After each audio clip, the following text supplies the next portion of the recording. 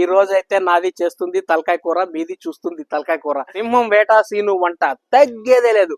మరి ఇంకెందుకు ఆలస్యం, రండి ఇక వెళ్ళి వంట మొదలు పెడదాం. 1.5 కిలో పొట్టేలు తలకాయ కూర, ఉల్లిపాయలు టమాటాలు కట్ చేసుకొని మిక్సీలో వేసుకొని చక్కగా పేస్ట్ చేసి పక్కన పెట్టుకుందాం.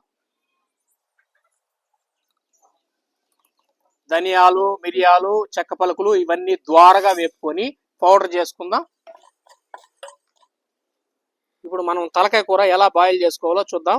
ముందుగా మనము తలకాయ శుభ్రంగా కడుక్కొని ఉప్పు రుచికి సరిపడినంత వేసుకొని అల్లం తెల్లగడ్డ పేస్ట్, పసుపు 1/2 టేబుల్ స్పూన్, కారం 1.5 టేబుల్ స్పూన్ వేసుకుందాం.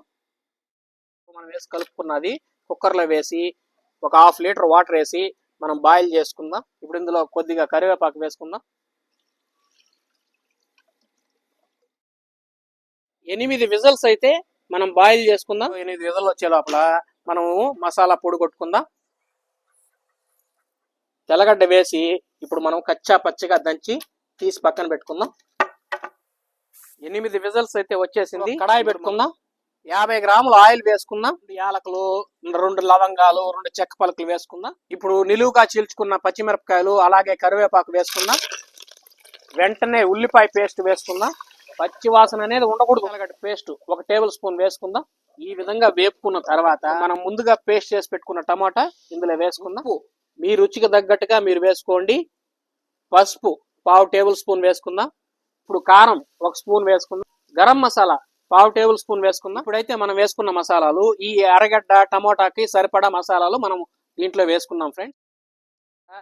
ముందుగా దంపి పెట్టుకున్న మసాలా పొడి ఇప్పుడు ఇందులో మొత్తం వేసుకునేద్దాం.